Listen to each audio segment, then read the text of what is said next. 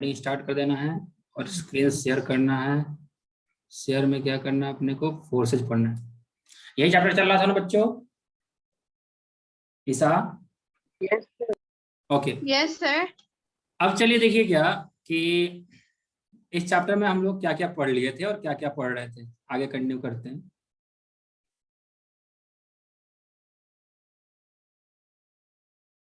हम लोग इसके क्वेश्चंस कर रहे थे, ठीक है। और क्वेश्चंस में लास्ट क्वेश्चन में आपको कौन सा कराया था, तो शायद ग्राफिकल कुछ क्वेश्चन हम लोग कर रहे थे। ये वाला क्वेश्चन 9.5 हो गया था क्या, ऐसा बताइएगा। यस सर, हो गया था। ओके देन इसके बाद थर्ड लॉ ऑफ मोशन चालू होता है। थर्ड लॉ ऑफ मोशन मैं भी आपको पहले बता चुका हूं, आपने पहले से ही पढ़ा हुआ है। थर्ड लॉ ऑफ मोशन के डायरेक्ट हम न्यूमेरिकल्स पे आते हैं। थर्ड लॉ के बारे में आपको क्या याद रखना है, दो तीन बातें याद रखने हैं। दो तीन बातें, कौन कौन सी बातें याद रखनी है कि every action has equal and opposite reaction. Every action has equal and opposite reaction, पहला point.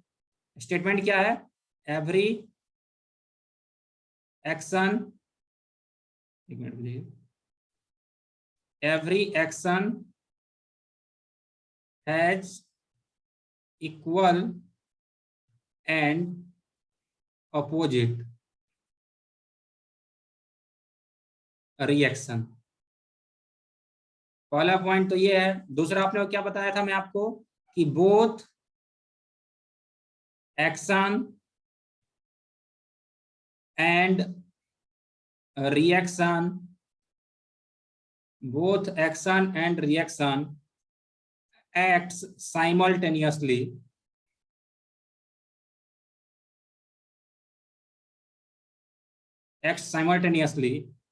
on different body, on different body। Action और रिएक्शन दोनों ही एक साथ लगते हैं और दो अलग अलग ऑब्जेक्ट पे लगते हैं। बस इतनी सारी बातें, बस ये दो पॉइंट आपको ध्यान रखना है। थर्ड लॉ वाले सारे क्वेश्चन आपसे बनेंगे। अब देखिए थर्ड लॉ के क्वेश्चंस कैसे कैसे होते हैं। स्टार्टिंग फ्रॉम ये कंजर्वेशन ऑफ मोमेंटम मालूम है कि नहीं आप लोगों को? आप लोगों ने पहले पढ़ा था कि नहीं पढ़ा था? ये सब बता दीजिए। कंजर्वेशन ऑफ मोमेंटम आपने पहले पढ़ा था क्या? पढ़ा था सर। एरीज, एरीज आपने पढ़ा था क्या पहले conservation of yes sir. Okay okay. तो कंजर्वेशन ऑफ मोमेंटम क्या बोलता है कि अगर कोई भी एक्सटर्नल फोर्स नहीं लग रहा है then momentum will remain conserve. तो ये आपने पढ़ लिया। अब इस पे क्वेश्चन करते हैं।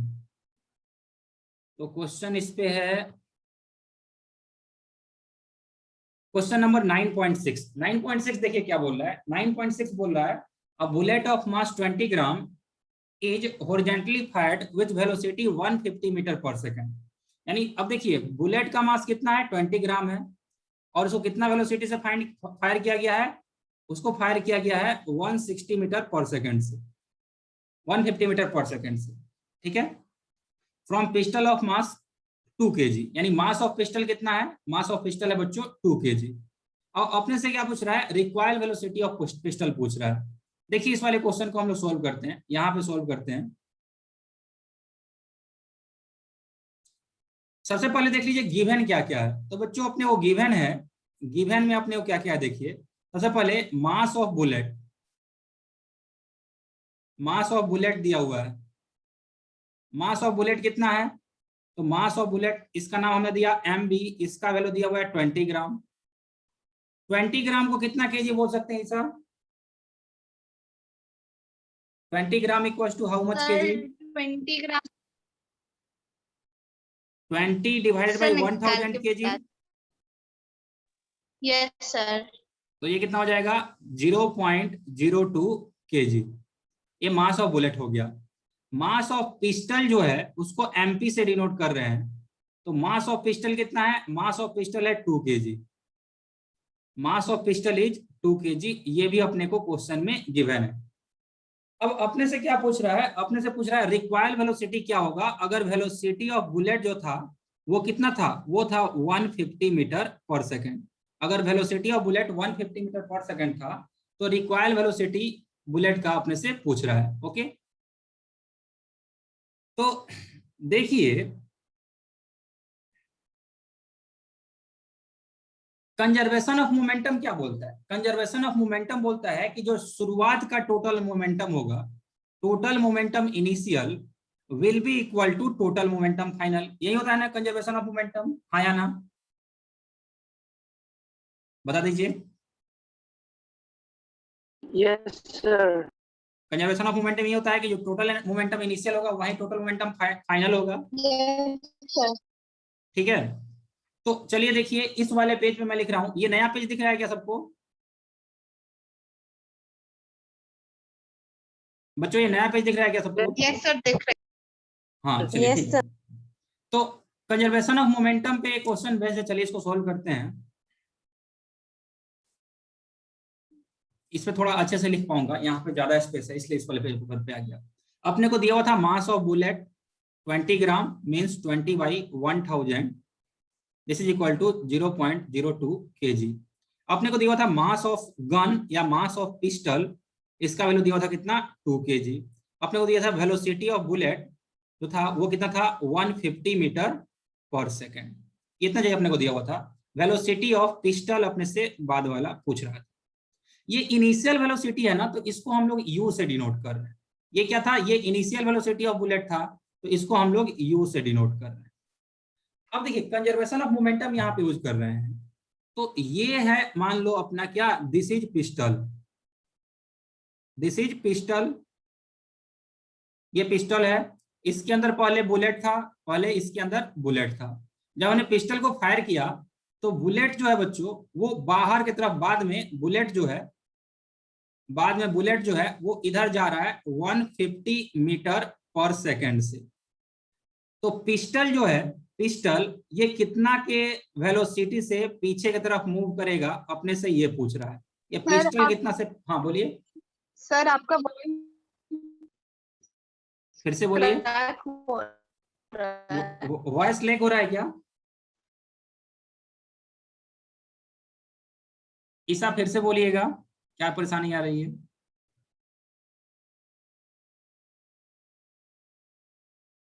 ईसा सर आपका voice, yes sir. Okay okay. देखो आज बच्चों हम लोग क्या किए ना, आज हमने उसका भी प्रॉब्लम सोल्व कर दिया है। सर, अपना नेक्स्ट जो लेक्चर होगा ना उससे नेट का कोई भी इशू नहीं आएगा हम लोगों की तरफ से, ठीक है? तो चलिए फिर से देखिए थोड़ा सा, आज भर के लेक्चर में इसको एडजस्ट कीजिए, नेक्स्ट लेक्चर से वो भी एकदम सही हो जाएगा। तो अब देखो, जब ये बुलेट पिस्टल के अंदर था तब तो ये रेस्ट में था, ओके? Yes sir. जब ये बुलेट पिस्टल के अंदर था तब तो ये रेस्ट में था, लेकिन जब हम लोग फायर कर दिए हैं तो ये पिस्टल से जब बाहर निकला है तो इसने वेलोसिटी गेन कर लिया है। तो using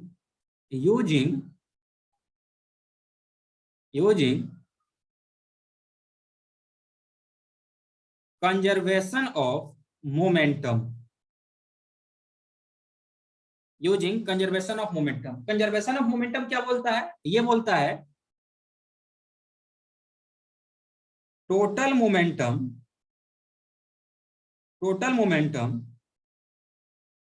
initial equals to total momentum final. Is it or not everyone? Conservation of momentum क्या बोलता है? अगर यहां तक क्लियर है तो raise your hand. Total momentum initial equals to total momentum final, हाँ या ना बताएंगे? Yes sir. Okay very good. तो अब देखिए शुरुआत में अपना सिस्टम रेस्ट में था तो उसका इनिशियल मोमेंटम क्या होगा? तो initial momentum equals to mass initial into velocity initial. Initial momentum क्या हो जाएगा? इनिशियल मोमेंटम हो जाएगा बच्चों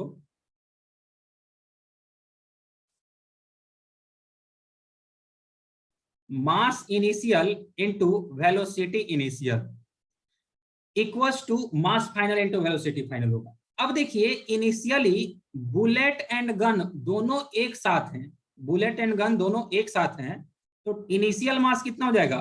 मास of bullet that is 0.02 kg plus mass of gun that is 2 kg। Into initially दोनों रेस्ट पे हैं तो ये क्या हो गया 0 से मल्टीप्लाई कर दिया। फाइनली क्या हो रहा है, इनिशियली बुलेट और गन दोनों एक साथ थे, फाइनली गन अलग हो गया है और बुलेट अलग हो गया है। तो फाइनल वेलोसिटी ऑफ गन जो होगा उसको हम वी पिस्टल वीपी से डिनोट कर रहे हैं, इनटू मास ऑफ पिस्टल जो होगा वो कितना होगा, वो होगा MP, plus final velocity of bullet v से डिनोट कर रहे हैं into mass of bullet MB. यहां तक किसी को कोई दिक्कत है तो बताइएगा, हाँ या ना।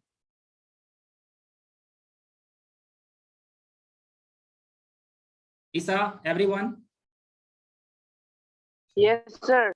यहां तक सबको क्लियर है ना? Yes, sir. अब देखिए Yes, zero sir. Into anything क्या हो जाएगा, जीरो इंटू एनीथिंग तो जीरो हो जाएगा। फाइनल बात कर रहे हैं तो वेलोसिटी ऑफ पिस्टल अपने को फाइंड करना है। मास ऑफ पिस्टल जो है वो 2 kg गिवन है, मास वेलोसिटी ऑफ बुलेट दिया हुआ है 150 metre per second and mass of bullet दिया है 0.02 kg। ठीक है, इसको फर्दर आगे लेके चलेंगे तो जीरो इंटू एनीथिंग क्या हो जाएगी, zero, this is equal to zero, तो ये कितना हो जाएगा 2 times of velocity of pistol plus ये कितना होगा, पॉइंट हटा दिए तो नीचे हो जाएगा 100। अब एक जीरो से एक जीरो कैंसिल, 2 5 जा 10 एंड 5 3 जा 15, ये कट के कितना हो गया, ये कैंसिल होकर 3 आया। ठीक है, फर्दर इसको आगे अगर हम लेके चलेंगे बच्चों तो ये कितना हो जाएगा देख लीजिए, अगर फर्दर इसको हम लोग आगे लेके चलेंगे तो ये प्लस में 3 इधर आके माइनस हो जाएगा, -3 equals to 2 times of velocity of pistol, this implies velocity of pistol equals to -3/2 metre per second और -1.5 मीटर पर सेकेंड। ठीक है, अब नेगेटिव साइन क्या इंडिकेट कर रहा है, तो यहाँ पे ये भी लिखेंगे, here negative velocity of pistol indicates that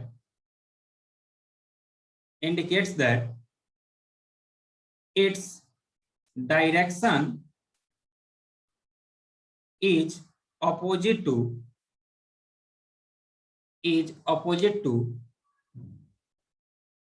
velocity of bullet. Negative velocity of pistol क्या इंडिकेट कर रहा है कि इसका डायरेक्शन जो होगा वो वेलोसिटी ऑफ बुलेट के अपोजिट होगा।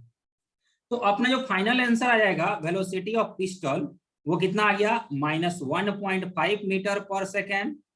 और अगर फाइनल आंसर हम लिखेंगे required velocity of pistol, therefore required velocity RECOIL required velocity of pistol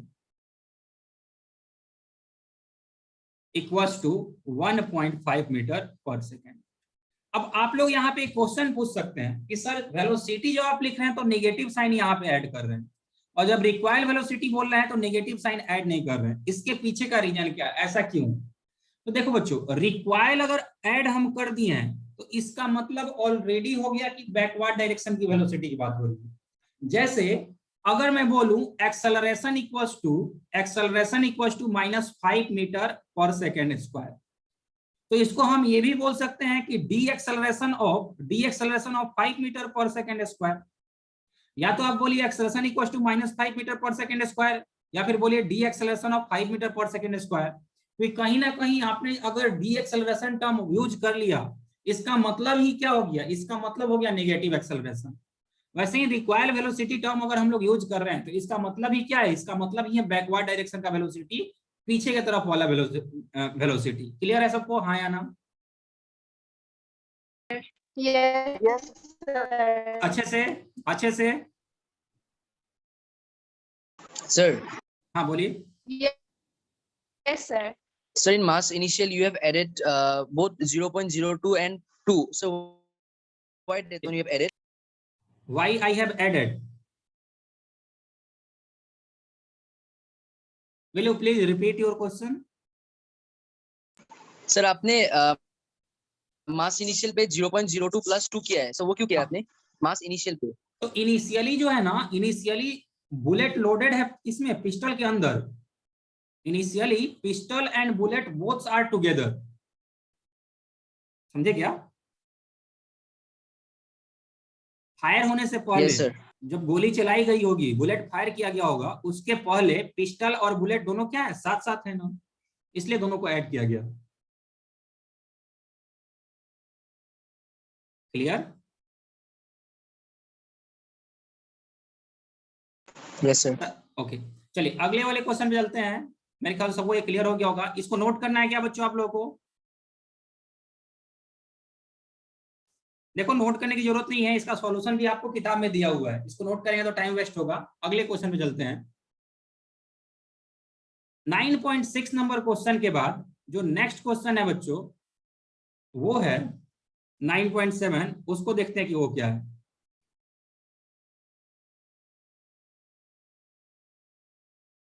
9.7 number question ये रहा आपके सामने। चलिए पढ़िए जरा, कोई भी एक नहीं पढ़ दे। एरिज आप पढ़िए 9.7 नंबर क्वेश्चन।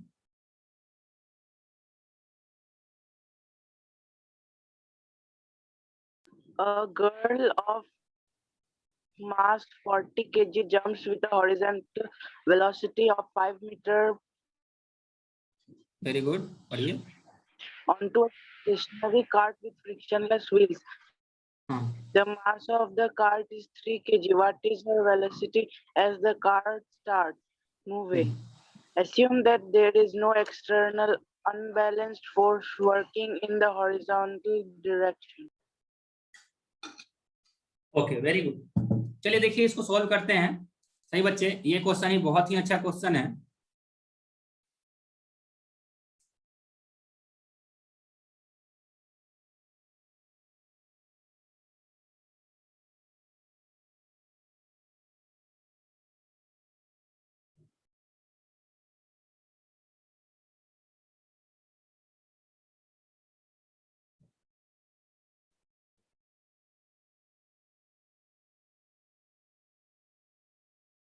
थोड़ा सा वेट कर लीजिए।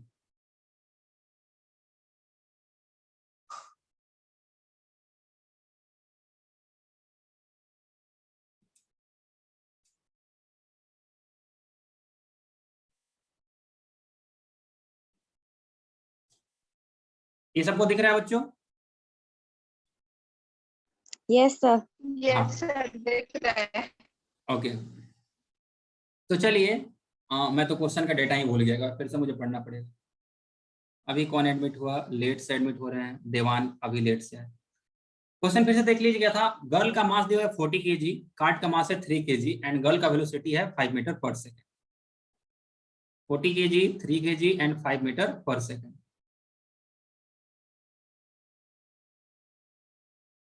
एक्चुअली मुझे इसको उतना एक्सपीरियंस नहीं है, आज पहली बार मैं इसमें पढ़ाना चालू कर रहा हूँ, ठीक है? तो 1-2 दिन में अपना सही हो जाएगा। देखिए क्या गिवन है, मास ऑफ गर्ल गिवन। देखिए जो गिवन है पहले वो लिख देते हैं। तो गिवन है बच्चों अपने को, mass of girl equals to 40 kg, mass of cart equals to 3 kg and initial velocity of girl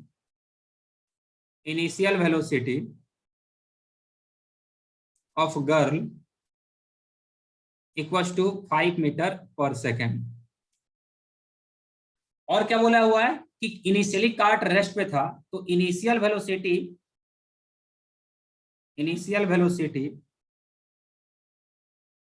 of cart equals to 0। ये सारे वैल्यूज पहले आप लोग वही लिख लीजिए साथ साथ, फिर इसको सोल्व करेंगे।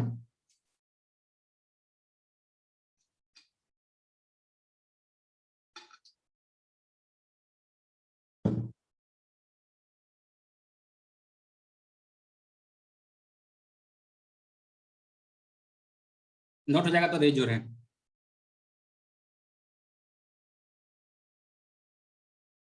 ओके, बहुत बढ़िया रिच, वेरी गुड।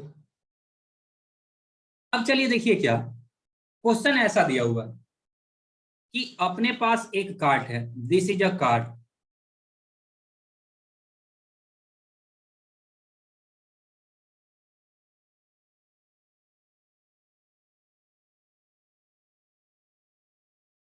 ऐसा कार्ट दिया हुआ है। चलिए ये कार्ट है, कार्ट कहाँ है? फ्रिक्शनलेस सरफेस पे। कार्ट फ्रिक्शनलेस सरफेस पे है। और ये भी बोल रहा है क्या कि इधर से बच्चों एक गर्ल है यहाँ पे,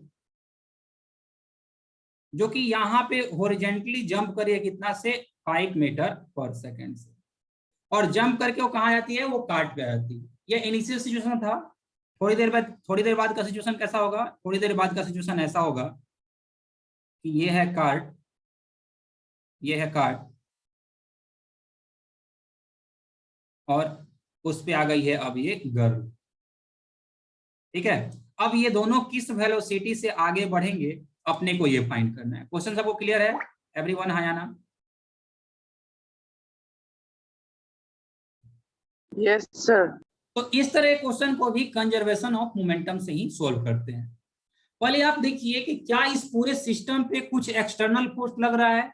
नहीं, क्वेश्चन में क्लियरली बोल रहा है कि there is no external unbalance force.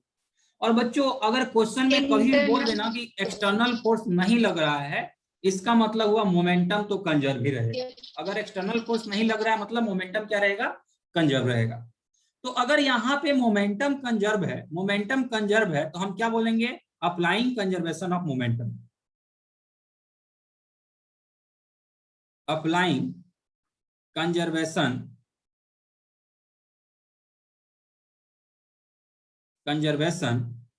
Of momentum. तो कंजर्वेशन ऑफ मोमेंटम क्या बोलता है, ये बोलता है समेशन मत लिखिए, आप लोग कंफ्यूज हो जाइएगा। कंजर्वेशन ऑफ मोमेंटम बोलता है कि total momentum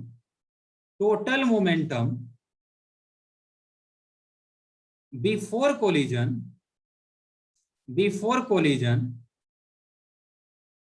equals to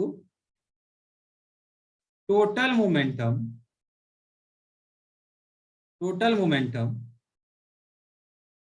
after collision. Everyone, हाँ या ना? Total momentum before collision equals to total momentum after collision. Clear है सबको ये? तो आप देखिए Yes, कोलिजन sir. के पहले अपने पास टोटल कितने ऑब्जेक्ट्स sir. हैं? कोलिजन के पहले अपने पास देखिए 2 ऑब्जेक्ट हैं। एक तो गर्ल है जो कि अलग है, और दूसरा कार्ट है जो कि अलग है। तो before collision we are having 2 different objects. Everyone, हाँ या ना? Yes, sir. ठीक है, तो कोलिजन के पहले के लिए हम क्या लिखेंगे, momentum before collision equals to m1 u1 plus m2 u2। ठीक है, equals to total momentum after collision. तो आफ्टर कोलिजन अगर मैं पूछूं आप लोगों से कि आफ्टर कोलिजन बताइए अपने पास कितने ऑब्जेक्ट्स हैं, तो आपका आंसर क्या होगा कि आफ्टर कोलिजन अपने पास सिर्फ और सिर्फ एक ही ऑब्जेक्ट है, कार्ट और गर्ल दोनों एक साथ हो गए हैं। ओके ना एवरीवन? आफ्टर कोलिजन कार्ट और गर्ल दोनों एक साथ हो गए हैं, हाँ या ना? Yes, sir. जब दोनों एक साथ हो गए हैं तो after collision we are having only one object. तो इस बार हम क्या लिखेंगे, इस बार m की जगह पे क्या लिखेंगे, m1 plus m2 into v। पिछले वाले क्वेश्चन का अपोजिट है। पिछले वाले क्वेश्चन में क्या था, before collision bullet and gun was together, and after collision bullet was in different direction and gun was in different direction. जबकि यहाँ पे उसका अपोजिट है, बिफोर कोलिजन 2 अलग ऑब्जेक्ट हैं एंड आफ्टर कोलिजन दोनों कंबाइन होकर के एक ऑब्जेक्ट बन जा रहा है। तो अब इसको अगर आगे हम लोग फॉरवर्ड करेंगे तो m1 कितना है, m1 is mass of girl, mass of लड़की कितना है 40 kg दिया हुआ था क्वेश्चन में, and u1 is initial velocity of girl, वो कितना था, वो था 5 metre per second. m2 is mass of cart कितना था 3 kg था, हाँ मास ऑफ कार्ट 3 kg था। m2 इक्वल्स to mass of cart, this is 3 kg, and u2 equals to, अब देखिए इनिशियली तो कार्ट रेस्ट में है, जब रेस्ट में है तो उसका वेलोसिटी है 0, equals to m1 plus m2। m1 कितना है 40 kg, m2 कितना है 3 kg, इतना इंटू v। अगर बच्चों इसको फर्दर हम लोग आगे लेके चलेंगे तो 40 into 5 will be equal to 200 plus 0 equals to 43 v। और इसको फर्दर अगर आगे लेके चला जाएगा तो v will be equal to 200/43 metre per second. Everyone हाँ या ना? Yes, sir. सबको समझ में आया Yes, वाला sir. क्वेश्चन? सही बच्चे? Yes, sir. Very good.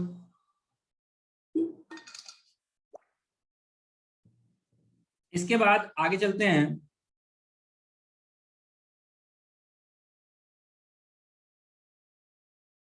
आगे देखिए अगला क्वेश्चन क्या है, इसको नोट करना है क्या आप लोगों को बच्चों? ये नोट करना चाहते हैं क्या आप लोग?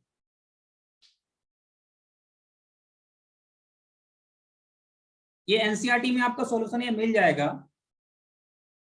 अच्छा जल्दी से देवान जल्दी से नोट कर लीजिए या स्क्रीनशॉट ले लीजिए, ये सॉल्यूशन आपको एनसीईआरटी में मिल जाएगा।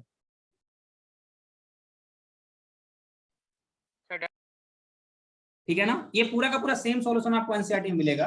अगर डाउट रहेगा तो मैं फिर से बता दूंगा, कोई इशू नहीं है। ठीक है, अगले क्वेश्चन पे चलते हैं। अगला क्वेश्चन कहाँ है? अगला क्वेश्चन बोला मैं यहाँ हूँ। कहाँ हो? अगला क्वेश्चन कहाँ हो? अगला क्वेश्चन बोला मैं यहाँ हूँ। ओके, तुम अलग पीडीएफ में हो, कोई बात नहीं। देखो ये था, ये थी लड़की, ये था कार्ट, इसमें तो और अच्छा डायग्राम बना के दिखाया था। अगला क्वेश्चन बहुत बड़ा है, तो पढ़िए ईसा, पढ़िए। 2 hockey players of opposite team. 2 hockey players of opposite teams, while trying to hit a hockey ball on the ground, collide and immediately become entangled. One has a mass of 60 kg and was moving with velocity 5 meter per second, while the other has a mass of 55 to 6 meter per second towards the first person. In which direction and with what velocity will they move after they become entangled? Assume the frictional force acting between the feet of the 2 players and ground is negligible. अच्छा, एंटिगल्ड का मतलब क्या होता है मालूम है क्या आप लोगों को? एंटिगल्ड का मतलब, एंटिगल का मतलब एक दूसरे के ऊपर लुढ़क जाना, मान लो ऐसा समझ सकते हैं हम लोग। ठीक है ना, क्लियर है ये? एंटिगल का मतलब जैसे ये एक अपने पास बच्चों 2 हॉकी प्लेयर्स थे। This is first hockey player A, this is second hockey player B. ये इधर मूव कर रहा था 5 मीटर पर सेकंड से, इसका मास है 60 केजी। ये इधर मूव कर रहा था 55 मीटर पर सेकंड से, इसका मास है कितना? ये इधर मूव कर रहा 6 मीटर पर सेकंड से, इसका मास है 55 केजी। दोनों कोलाइड होंगे और कोलाइड होने के बाद अपने से पूछ रहा है कि साथ साथ किस डायरेक्शन में मूव करेंगे। ठीक है, तो चलिए इस वाले क्वेश्चन को सॉल्व करते हैं। चलो इस वाले क्वेश्चन को सॉल्व करें। ठीक है, तो पहले क्या करना होगा? पहले अपने को इसको थोड़ा सा बड़ा करना होगा, उसके बाद पेन सेलेक्ट करेंगे, इस वाले को मिटा देंगे, मिटाएंगे नहीं, इसको हमने क्या किया? कवर कर दिया। चलिए अब देखिए, we had 2 players, this was player A and this was player B. Okay everyone, हाँ या ना? ये 2 प्लेयर थे। Yes, sir. दोनों का वेलोसिटी था अपोजिट डायरेक्शन में, और दोनों का मास भी दिया हुआ था, जो कि मैं भूल चुका हूं, तो एक बार फिर से मुझे क्वेश्चन में देखना पड़ेगा। बोला था क्या कि फर्स्ट का मास है 60 केजी और velocity 5 metre per second, second का मास है 55 KG, velocity 6 metre per second. 50 KG 60 KG 5 metre per second, 55 KG 6 metre per second. Okay,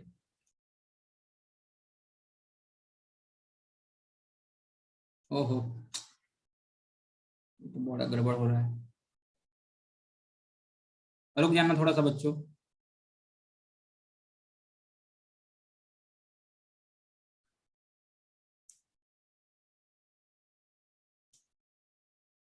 ये है first player 60 KG 5 metre per second, इधर मूव कर रहा है। ये है सेकेंड पर्सन या सेकेंड प्लेयर 50 केजी 55 kg और ये इधर मूव कर रहा है 5 मीटर पर सेकेंड। यहाँ तक सबको क्लियर है क्या? बता देना बच्चों। Yes. Okay, Yes. He is 55 kg। बोला दोनों कोलाइड कर रहे हैं, कोलिजन के बाद दोनों एक साथ हो जा रहे हैं, तो एक साथ जब हो जाएंगे तो किधर की तरफ मूव करेंगे? 6 मीटर ठीक पर है, सेकंड। हाँ बोलिए, फिर से बोलिए, क्या बोल रहे हैं? सर हाँ, sir B1 is 6 metre per second. B1 is 6 metre per second, yes sir. A is 5 metre per second. अब सही है ना? Yes, sir. यहाँ पे भी कोलिजन हो रहा है, तो कोलिजन हो रहा है तो यहाँ पे क्या करना होगा? कंजर्वेशन ऑफ मोमेंटम अपने को यूज करना होगा। ठीक है, तो यूजिंग कंजर्वेशन ऑफ मोमेंटम क्या कर रहे हैं? Using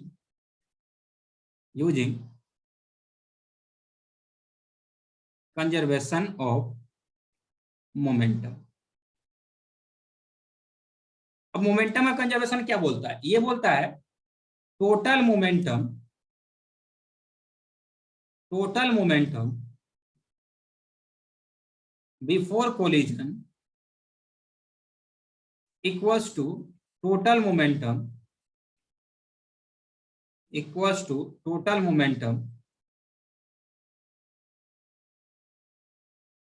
after collision. यहां तक तो किसी को कोई डाउट नहीं है? सही बच्चे? No, sir. अब देखो, आप खुद सोचो कि बिफोर कोलिजन अपने पास कितने ऑब्जेक्ट्स हैं, या टोटल कितने बॉडी हैं before collision? Before collision 2 independent body है, ए अलग है और बी क्या है? अलग है। तो इसमें हम क्या लिख सकते हैं? बिफोर कोलिजन के लिए हम लोग यूज कर सकते हैं कि M1 U1 plus M2 U2 equals. After collision क्या हो रहा है? आफ्टर कोलिजन दोनों एक दूसरे के ऊपर झुक जा रहे हैं, मतलब आफ्टर कोलिजन दोनों साथ साथ हो गए हैं, मतलब M1 plus M2 into V। सही बच्चे? हाँ या ना? Yes, sir. अब देखो, यहाँ पे बहुत इंपॉर्टेंट एक पॉइंट क्या है कि A जो है वो इस डायरेक्शन में जा रहा है, जबकि B इसके अपोजिट डायरेक्शन में जा रहा है, इधर की तरफ। तो M1 इक्वल टू 60 kg और U1 इक्वल टू कितना हो गया? 5 मीटर पर सेकेंड। हमने ये वाला डायरेक्शन क्या ले लिया? ये वाला डायरेक्शन हमने पॉजिटिव ले लिया। अगर इस डायरेक्शन को पॉजिटिव ले लिया है तो ये वाला डायरेक्शन क्या हो जाएगा? ये डायरेक्शन नेगेटिव हो जाएगा। तो 5 मीटर पर सेकेंड कहाँ है? प्लस में जा रहा था तो उसको प्लस में ले लिया। प्लस M2 का वैल्यू कितना है? M2 का वैल्यू है 55 kg और U2 कितना है? U2 है 6, लेकिन वो अपोजिट डायरेक्शन में है, इधर की तरफ जा रहा है और इस वाले डायरेक्शन को हमने नेगेटिव ले लिया है, तो ये हो गया -6। ओके, हाँ या ना? Yes, sir. तो ये कितना हो जाएगा? अब ये equal to M1 plus M2 into V। अब M1 प्लस M2 करेंगे तो M1 is 60 kg, M2 is 55 kg into V, तो अपने को फाइंड करना है। अब फर्दर अगर इसको आगे हम लोग सोल्व करेंगे तो 60 इंटू 5 कितना हो जाएगा? This will be equal to 300 plus 6 25 6 25 3 33 33 330। Clear है ये? इक्वल्स टू 55 प्लस 60 कितना हो जाएगा? 115 115 इंटू भी। एवरीवन हाँ या ना? Sir. हाँ, यह माइनस Sir, आएगा। the before one will be Will be minus minus. 330. हाँ माइनस आएगा, ओके मैं भूल गया, यहाँ पे माइनस है, तो इतना आ गया अपना। अब देखिए, इसको फर्दर अगर आगे हम लोग सोल्व करेंगे, इसको बच्चों फर्दर आगे हम लोग सोल्व करेंगे तो ये क्या हो जाएगा? This implies 300 minus 330 will be equal to -30 and this will be equal to 115 into V. On further solving it, we will get V equals to -30 by 115। अच्छे बच्चे हाँ या ना? Yes, sir. ठीक है, चाहिए तो इसको थोड़ा सा सिंपलीफाई और कर लीजिए, कैंसिल करके आप। Yes, sir. 5 6 जा 30, 5 2 जा 10, 5 3 जा 15, यानी -6 by 23 metre per second. This will be equal to how much? So this will be equal to -6 by 23 metre per second. सही बच्चे, यहाँ तक क्लियर है क्या? Yes, sir. अब यहाँ पे एक क्वेश्चन अराइज हो रहा है क्या कि Sir, नेगेटिव साइन क्या इंडिकेट कर रहा है? clear है। तो यहाँ पे लिखेंगे नोट दे करके, या फिर ऐसे लिख देंगे here negative sign indicates that negative sign indicates that velocity of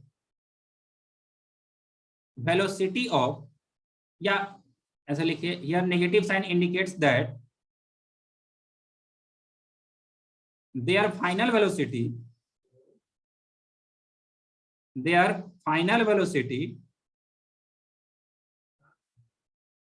will be towards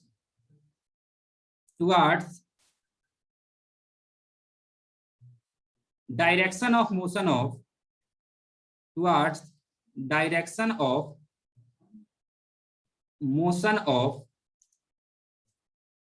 55 kg player, 55 kg player, क्योंकि 55 kg वाले प्लेयर के वेलोसिटी के डायरेक्शन को हमने क्या माना था? हमने नेगेटिव माना था।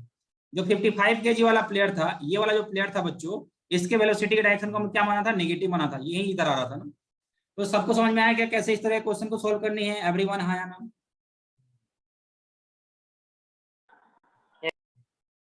ठीक है, तो इसके सॉल्यूशन को भी नोट करने की आपको जरूरत नहीं है, क्योंकि सॉल्यूशन ऑलरेडी कहाँ है? आपके बुक में दिया हुआ है। देखो बच्चों, आपके बुक में सॉल्यूशन दिया हुआ है, फिर भी मैं एक एक क्वेश्चन आपको यहाँ पे करा रहा हूँ, क्योंकि मुझे मालूम है अगर आप एक एक क्वेश्चन कीजिएगा तो डेफिनेटली आप बहुत अच्छा परफॉर्म करने वाले हैं अपने एग्जाम में जाकर। ठीक है, अभी टाइम आउट होने वाला है। टाइम आउट के पहले देख लीजिए क्या कुछ इंपॉर्टेंट बातें क्या क्या है कि अभी आपका जो होमवर्क रहेगा ना, होमवर्क आपका ये वाला रहेगा। This will be your homework, these questions. 3 question ये है, ये 3 और ज्यादा है, 4 क्वेश्चन है टोटल, 4 क्वेश्चन हैं बच्चों। ये चारों क्वेश्चन आपका होमवर्क रहेगा। ओके, कंप्लीट कर लीजिएगा ईसा। एवरीवन बताइए हाँ या ना, हो जाएगा कंप्लीट सबसे?